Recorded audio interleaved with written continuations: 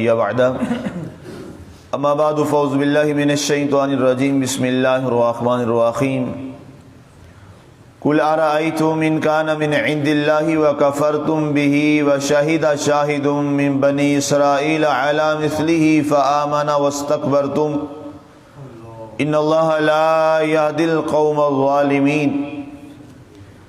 اے پیارے حبیب صلی اللہ علیہ وآلہ وسلم آپ فرما دیجئے بھلا بتلاؤ تو صحیح، اگر وہ قرآن اللہ کی طرف سے ہوا اور تم اس کے ساتھ کفر کر بیٹھے، اور بنی اسرائیل میں بالکل اسی طرح ایک گواہی دینے والا گواہی دے چکا ہے، اس نے تو یقین کر لیا تھا اور تم بڑے بننے لگ گئے ہو، بلا شبہ اللہ تعالیٰ ظلم کرنے والوں کو کبھی ہدایت عطا نہیں فرماتا۔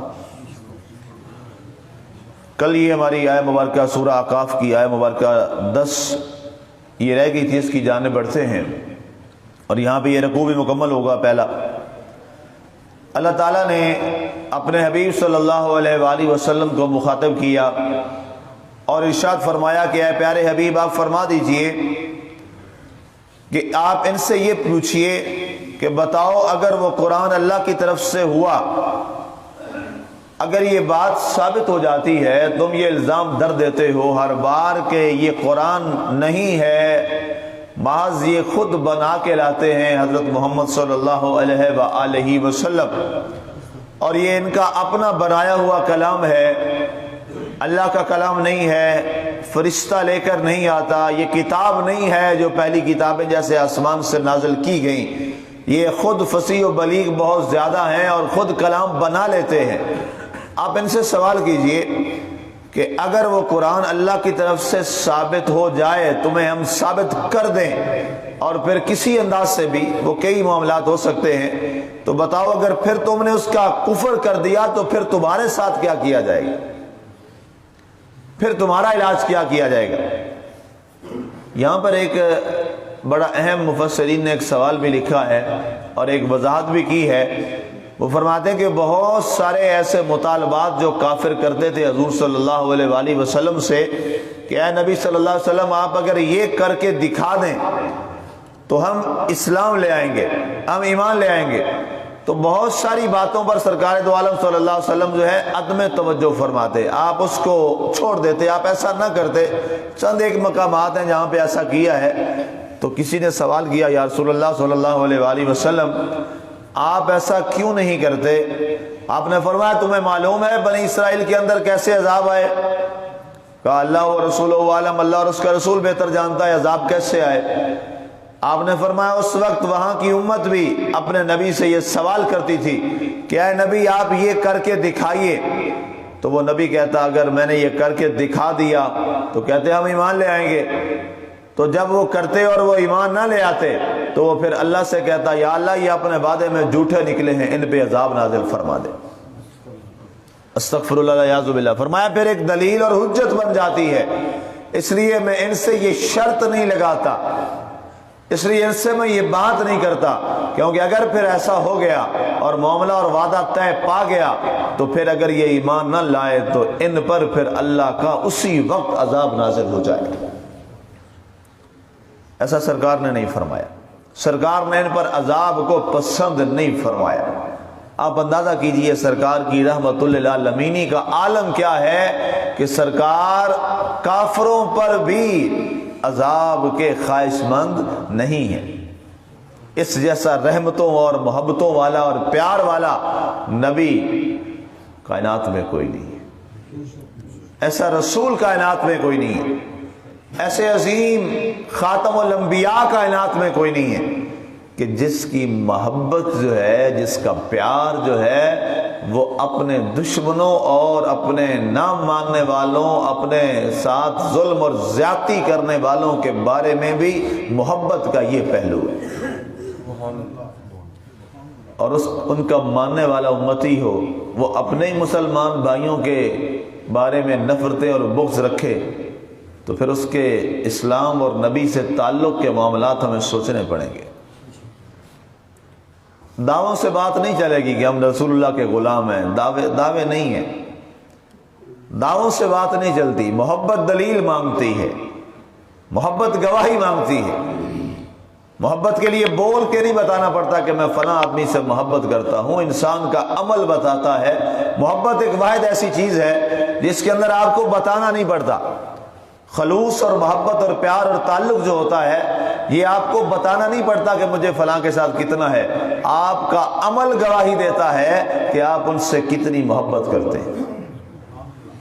آج مسلمان ہو اور کلمہ گو ہو اور وہ جناب لڑائی جھگڑا کرے، فتنہ فساد پھیلائے اور لوگوں کا برا چاہے، تو پھر سوچنے والی بات ہے وہ اس نے کس رسول اللہ کا کلمہ پڑھا ہے. جس رسول اللہ کا کلمہ پڑھا ہے انہوں نے تو اپنے دشمنوں کو کے لیے بھی آپ نے اپنی چادر بچھا دی تھی. ان کے لیے بھی آپ نے عذاب کی بد دعا نہیں فرمائی، بلکہ اللہ تعالیٰ کے حضور دعا کرتے، یا اللہ اگر یہ نہیں جانتے تو کل ان کی نسلیں شاید مجھے پہچان لیں، کل ان کی نسلیں مجھے پہچان لیں. اللہ نے فرمایا پہاڑ نہ گرا دے طائف والوں پہ. جبریل حاضر ہوئے کہ نہیں ہوئے؟ نبی بد دعا خود کرتے. پہلے رسول جو تھے انبیاء کرام علیہ الصلوۃ والسلام دعا کرتے، مولا ان پہ عذاب نازل کر دے.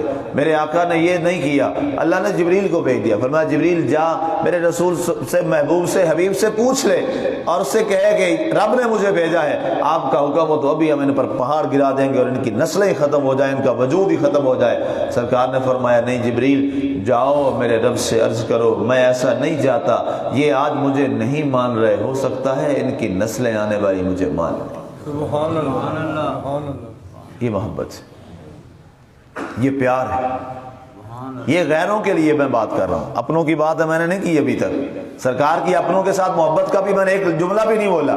یہ سرکار کی غیروں کے ساتھ محبت کا یہ عالم ہے. غیروں کے ساتھ تو ہم مسلمان تو اپنوں کو نہیں چھوڑتے، ہم اپنوں سے نفرتیں کرتے ہیں، ہم اپنوں کے ساتھ زیادتیاں کرتے ہیں، ہم اپنوں کے ساتھ ظلم کرتے ہیں. ہمیں اپنوں کی خوشیاں برداشت نہیں. ہمیں اپنے میں سے کسی کے پاس لقمہ آ جائے تو ہمیں وہ نہیں برداشت کہ اس کے پاس یہ کیوں آ گیا. ہمیں کسی اپنے کی بھلائی برداشت نہیں ہوتی. تو پھر 5 نہیں 36 نمازیں بھی پڑھ لیں، رسول اللہ خوش نہیں ہوں گے، رسول اللہ راضی نہیں ہوں گے. رسول اللہ کی سیرت کو پھر ہم نے نہیں اپنایا. سرکار دو عالم صلی اللہ علیہ وآلہ وسلم نے ارشاد فرمایا تھا نا، لا يجوز لمؤمن ان يهجر اخاه فوق 3 لیال. فرمایا کسی مومن کے لیے یہ حلال نہیں ہے کہ وہ 3 دن سے زیادہ کسی سے نفرت کی بنیاد پر بات نہ کرے. یہ رسول اللہ صلی اللہ علیہ وسلم کا فرمان ہے. ہمارے ہاں تو صدیاں بیت جاتی نفرتوں کے جال، عدم برداشت. سرکار سے بڑھ کے تو اس وقت کائنات میں کوئی نہیں ہے نا. حضور سے بڑھ کے عزت والا کوئی ہے تو بتا دیں. یہ سوچنا بھی کفر ہے، یہ بات ذہن میں لانا بھی کفر ہے، گناہ ہے. گناہ کبیرہ کے بعد کفر ہے یہ کہ سرکار جیسا کوئی بڑا ہو. نعوذ باللہ نعوذ باللہ نعوذ باللہ. سرکار کی ذات جیسا. تو سامعین یہاں پر ایک بڑی خوبصورت ہمارے ایک بزرگ تھے، انہوں نے ایک بزرگ اساتذہ میں سے انہوں نے ایک بڑی خوبصورت دلیل دی. وہ فرمایا کرتے ہوتے تھے کہ رسول اللہ صلی اللہ علیہ وآلہ وسلم نے جب آپ تشریف لے آئے نا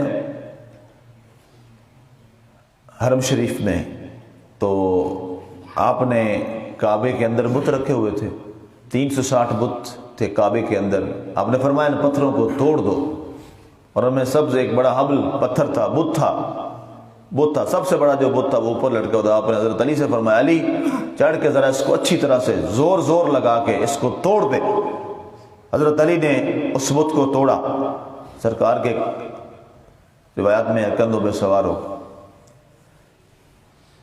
اور ادھر اسی کعبہ میں ایک پتھر تھا جس کے بارے سرکار نے فرمایا اس کو بوسہ دیا کرو.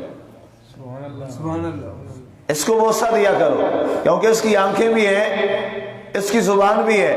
یہ قیامت والے دن اپنے بوسہ دینے والے کا نام بھی بتائے گا اور اسے پہچان بھی لے گا. سرکار نے فرمایا اس کا نام حجر اسود ہے. حجر اسود ہے. اور وہ کیا ہے؟ وہ بھی پتھر ہے، وہ بھی ایک پتھر ہے. انہوں نے کہا کہ اسی کعبے میں ایک پتھر کو سرکار نے توڑا، ایک پتھر کو سرکار نے جوڑا، ایک پتھر کو نفرت سے اٹھا کر باہر پھینکنے کا حکم دیا اور ایک پتھر کو چومنے کا حکم دیا۔ کہا ایک ہی اللہ کے گھر میں پتھر برابر نہیں ہو سکتے، تم نبی کے برابر کیسے ہو سکتے ہو؟ کہتے ہیں نا نبی ہم جیسا ہے۔ اس پہ کتابیں لکھی پڑی ہیں، لائبریریاں بھری پڑی ہیں جناب لوگوں نے، پتہ نہیں کون سے وہ مسلمان ہیں، مجھے سمجھ نہیں آئی ان کی مسلمانی کی۔ محمد کی محبت، ابھی جلندری نے کہا تھا محمد کی محبت دین حق کی شرط اول ہے، پہلی شرط محمد کی محبت دین حق کی شرط اول ہے، اسی میں اگر خامی تو ایمان نامکمل ہے۔ پہلی شرط تو آپ نے چھوڑ دی، باقی شرطیں آپ لے کے چلتے پھرتے ہیں، وہ کون سی شرائط ہے؟ تو خدا را یہ ایسے جملے لوگ، اصل میں ہمارے ہاں بد نصیبی یہ ہوئی ہے کہ جو جس مسلک کا ہے اس کے بڑے نے جو کہہ دیا، چاہے غلط کہا ہے چاہے ٹھیک کہا ہے، اسی پہ رہنا ہے۔ اور خدا را نہ وہ نبی ہے، نہ وہ رسول ہے، نہ وہ صحابہ ہیں، نہ وہ تابعین ہیں، ان کے اپنے نظریات تھے۔ کائنات میں صرف اور صرف جس کی زبان سے ہمیشہ حق نکلتا ہے وہ صرف ایک ذات ہے، وہ حضرت محمد رسول اللہ صلی اللہ علیہ وآلہ وسلم کی ذات۔ بس یہ ہمارا عقیدہ ہے، صرف رسول اللہ علیہ وسلم کی ذات، بس۔ اس کے علاوہ ہر ایک سے کچھ ہو سکتا ہے، ان پہ وحی تو کسی پہ نہیں آتی، اللہ محفوظ رکھے اس کا اپنا معاملہ ہے، لیکن صرف اور صرف ایک ذات ہے، اور وہ ہے صرف اور صرف کون؟ حضرت محمد رسول اللہ صلی اللہ علیہ وآلہ وسلم۔ لیکن ہمارے ہاں اتنی ڈٹائی ہے، اتنی ڈٹائی ہے، جو جس کے ساتھ جناب لگا ہوا ہے وہ سچ کہے، وہ جھوٹ کہے، وہ صحیح کہے، وہ غلط کہے، ہم نے اسی کا دفاع کرنا ہے۔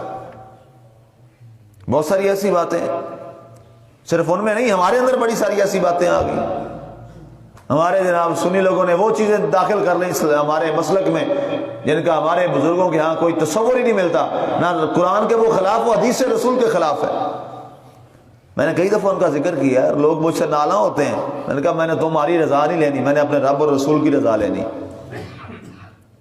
بہت ساری ایسی چیزیں ہیں جو داخل کر دی گئی جن کا اسلام کے ساتھ تعلق بھی نہیں ہے، اور اگر اس کو دیکھ لیا جائے، یہ میں آپ کو وہ باتیں میں وہ کرتا ہوں فوتگیوں پہ جا کے، یہ فوتگی کا جو کھانا ہے نا، ہاں جی، ہم جہاں جہاں ہمیں اچھی لگتی ہے وہ کر لیتے ہیں۔ فتاوی رضویہ میرے پاس پڑھا، 30 کے 30 والیوم پڑھے میرے پاس، دیکھیں اعلیٰ حضرت نے کیا لکھا یہ فوتگی والے کھانے کے بارے میں۔ سلام ہم وہاں پڑھ رہے ہوتے ہیں، اعلیٰ حضرت کا مصطفیٰ جان رحمت پہ لاکھوں سلام، اور نام لیتے ہیں جناب اعلیٰ حضرت کا، اور ساتھ آگے اپنے اپنے تعلق اور سارے لگائے ہوتے ہیں اور کام ان کے خلاف کرتے ہیں۔ اعلیٰ حضرت نے لکھا ہے جو مستحق ہے زکوٰۃ اور خیرات کا، اس کے علاوہ جس نے کھانا کھایا اس نے حرام کھایا۔ نہیں ہے تو یہ میرے پاس پڑی ہے، یہ ساتھ لائبریری ہے، اس میں جا کے دیکھ لیں۔ اور ہمارے ہاں کیا کہتے ہیں جناب، جو وہاں خطاب کرنے جا وہ بھی کہہ رہے تھے نہیں جناب، اس کے فضائل بیان کر رہے ہوتے ہیں۔ ایک بندہ مر گیا، ایک بیچارہ وہ دیکھو کے بارے پریشان ہوتا ہے، میں نے کہا جی تسی اپنا ہی بیڑا کر، اپنے نو آپ گھاٹے والی گلاں کر دے ہو۔ میں کہا اپنے گھاٹے کی باتیں نہیں، یہ اپنے فائدے کی باتیں۔ جب باقی دنوں میں ہم گھر سے کھا لیتے ہیں تو ایک دن نہ کھائیں گے تو کیا ہو جائے گا؟ اللہ سے مانگو، اللہ دے دے گا انشاءاللہ۔ اور بہت ساری ایسی باتیں جو محض خرافات ہیں، جس کا اسلام کے ساتھ تعلق نہیں ہے۔ اسی طرح باقی مسلک کے لوگوں میں بھی بہت ساری ایسی باتیں جو ہے وہ داخل کر دی گئیں، اور وہ اس پہ ڈٹے ہوئے ہیں۔ اب قاسم نانوتوی نے لکھ دیا اپنی کتاب تحذیر الناس میں، نعوذ باللہ، کہ حضور کا خیال آ جائے تو نماز ٹوٹ جاتی ہے، اور جناب اس کو ماننے والے آج تک مکتبہ دیوبند کے بڑے بڑے پڑھے لکھے لوگ اس پہ ڈٹے ہوئے اسی بات پر۔ کیوں؟ کہ ہمارے بڑے نے لکھ دیا۔ اور یار وہ نبی تھا، وہ رسول تھا، وہ کوئی صحابی تھا، کیا تھا وہ؟ نظریات ہیں۔ سب سے پہلے یاد رکھو مسلمانوں، سب سے پہلی جو کتاب ہے جس پر ہمیں چلنا چاہیے وہ صرف یہ کتاب قرآن ہے، بس۔ اس جیسی کتاب کائنات میں کوئی اور کتاب نہیں۔ اس کو چھوڑ کے بیٹھ گئے ہم، اس کی طرف آنے کو تیار کوئی نہیں ہے۔ آپ سنتے ہیں نا درس، اندازہ ہوتا ہے نا کہ یہ باہر ہماری باتیں کیا تھی جو اب تک ہم نے سنی ہیں، اور یہ قرآن تو کچھ اور ہی کہہ رہا ہے۔ مجھے بزرگ کہتے ہیں سفید داڑیاں ہوگی کہ جی وہ ہم تو پہلے ہم نے آج تک یہ باتیں سنی نہیں ہیں، اس کا کیا مطلب ہے؟ کبھی قرآن یہاں پڑھایا ہی نہیں گیا۔ قرآن پڑھانا یہ نہیں ہوتا کہ ہمارے یہاں قرآن کا پڑھنے کا مطلب ہے جی ناظرہ پڑھ لیا، بھائی یہ نہیں ہے۔ قرآن پڑھنے سے مراد ہے قرآن کو تفسیر کے ساتھ سیکھنا کہ یہ کہتا کیا ہے۔ وہ تو طوطے بھی حافظ ہوتے ہیں، ہمارے ایک دوست تھے انہوں نے طوطا ایک پیرٹ رکھا ہوا تھا، وہ قرآن اس کو زبانی یاد تھا، زبانی وہ قرآن پڑھتا تھا۔ کیا وہ پھر مومن بن گیا؟ قرآن پڑھنے سے مراد ہے قرآن جو کہتا ہے وہ سیکھو۔ قرآن ہم سے تقاضا کیا کرتا ہے؟